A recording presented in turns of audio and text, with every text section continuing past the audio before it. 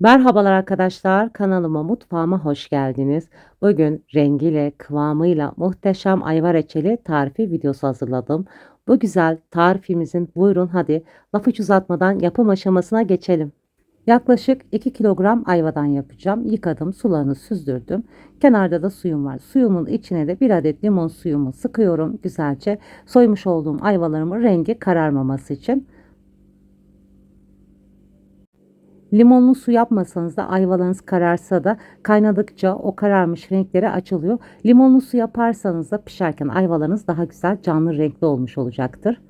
Ayvalarımı ikiye ayırıyorum. Ortadaki çekirdeklerini kenarda ufak kaseme alıyorum. Ayvalarımızın içindeki çekirdeklerinin sağlam olanları ayırmaya özen gösterelim ki ne kadar çok çekirdeği olursa o kadar güzel reçele rengini ve kıvamını verecektir. Bazı ayvalarımızın içinde kendiliğinden çekirdek de olmayabiliyor veya kurtlanma sebebiyle de içinde çekirdeklerinde yok olmuş olabiliyor. Çekirdek olmasa da yine de kendi doğal rengiyle de çok güzel bir renk elde edebilirsiniz ayva reçellerinizde. Sizler tabii ki kabuklarını soymadan da bu işlemi yapabilirsiniz. O şekilde de güzel oluyor ama ben kabuklarını soymayı tercih ediyorum. Ayvanın da ortasındaki mutlaka o sert kısımlarını da almaya özen gösterelim. Ayva reçelinde sonrasında yerken o sertlikler ağzımıza gelmemesi için mutlaka sert kısımlarını almaya özen gösterelim. Belki hatırlayanlarınız olabilir. Bu reçeli 2 sene önce yaklaşık paylaşmıştım. Videomda gereksiz uzun olmuş ve bazı yerlerde tam tarifimde net bilgileri videonun içerisine söylememişim. Tabii ki yorumlarınız ve eleştiriniz benim için çok önemli. Ben bunları dikkate alarak tekrardan videomu düzenleyerek sizler için paylaştım. Bunu da özellikle belirtmek istedim. Soyup dilimlemiş olduğum ayvalarımı büyüklüğüne göre ilk önce uzunlamasını 3 dilim veya 4 dilim olarak ayırıyorum. Çok minik olmayacak şekilde doğruyorum. Daha iri olacak şekilde de doğrayabilirsiniz sizler dilerseniz. Pişerken de ufalacağı için ben birazcık iri ağza gelecek şekilde doğradım dilimlerini. Doğramış olduğum ayvalarımı limonlu suyumun içine alıyorum. Geri kalan ayvalarımı da yine aynı işlemi yaparak doğramaya devam edeceğim. Bütün ayvalarımı doğradım. Limonlu suyumda beklerken ben de bu arada tenceremi ocağımın üzerine alıyorum. Büyük geniş tenceremi ortagöz ocağın üzerine alıyorum. Üzerine 2,5 litre su ekliyorum. 2 kilo ayvaya 2,5 litre su ekledim. Ben birazcık sulu sevdiğim için reçeli fazla su ekledim. Sizler dilerseniz 2 litre su ekleyebilirsiniz.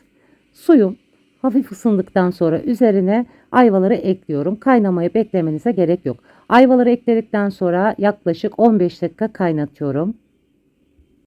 Benim ayvalarım sertti. 15 dakika kaynattım. Sizlerin ayvanız yumuşaksa 10 dakikada kaynatmanız yeterli olacak. En az 10-15 dakika ayvayı ön haşlama çok önemlidir. Ayva sert meyve olduğu için kesinlikle direkt şekerle birlikte geceden yatırma işlemi yapmayalım. İlk önce ön haşlama yapmak çok önemlidir.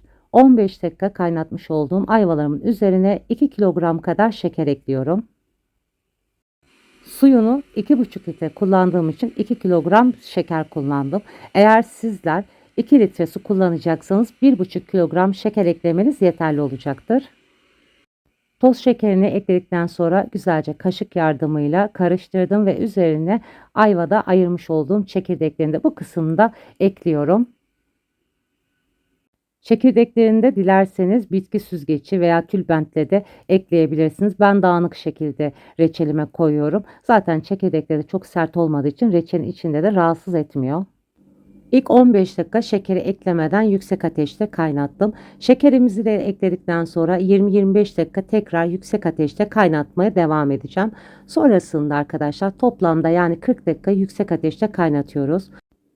Ara ara kaynarken üzerinde kötü görüntülü köpükler varsa onları kaşık yardımıyla alabilirsiniz. Geri kalan çok fazla köpürmelere müdahale etmenize gerek yok. Onlar şeker köpüğü sonrasında kaynayıp kavanozladıktan sonra tamamen o köpükler yok oluyor. İlk 40 dakika yüksek ateşte reçelimi kaynattım. Sonrasında orta ayara kısık olacak şekilde ocağımı ayarladım. Kaynatmaya devam ettim. Şu an toplamda 1 saat 10 dakika kadar zaman geçti. Rengi de gördüğünüz gibi çok güzel hafif hafif renk almaya başladı. Kaşık yardımıyla Çok az karıştırıyorum. Daha çok tencerenizin saplarından tutarak karıştırma yöntemiyle yaparsanız ayvalarınızda çok fazla dağılmamış diri olarak reçelleriniz olmuş olacaktır. Yaklaşık 1 saat 10 dakika kadar zaman geçti. Reçelimin kıvamını biraz kontrol ettim. Benim istediğim kıvamdan daha sulu olduğu için tekrar kaynatmaya kısık ateşte devam ediyorum. Eğer reçelinize daha az su eklerseniz daha erken kıvam alacaktır. Sizler kıvamını kontrol ederek pişirmeye özen gösterin. Ayva reçelini de daha güzel kırmızı bir renk istiyorsanız uzun süre kaynatmaya özen gösterin. Az kaynattığınızda ayva reçellerinizin rengi daha açık, meyveleri de daha erken yumuşama olur. O sebeple ayva reçelde kaynatma süresi de çok önemlidir. Sizler daha fazla ayvadan da yapacaksanız büyük bir ocakta yapmanızı tavsiye ederim.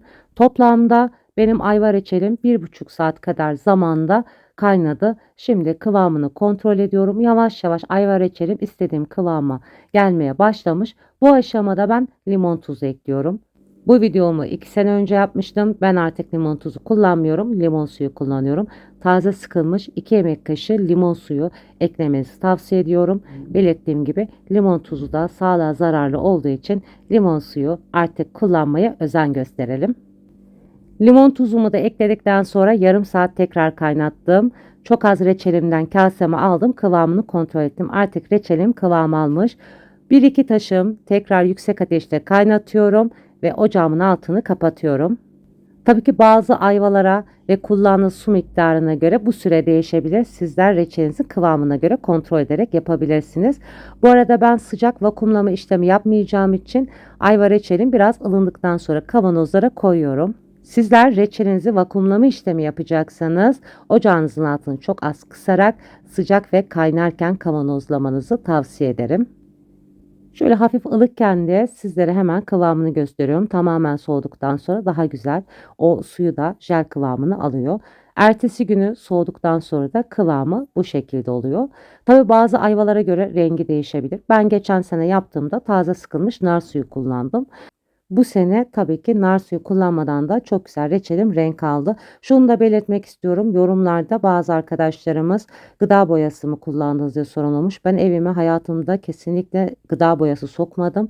Kullanmam da tavsiye de etmem. Doğal meyvelerin kendi rengi özüyle de çok güzel reçeller yapıyorum. Sizlere de o şekilde de tavsiye ederim. Bu güzel ayva reçelini gönül rahatlığıyla deneyebilirsiniz. Sormak istediğiniz sorulara yorum yerine yazarak benimle iletişime geçebilirsiniz.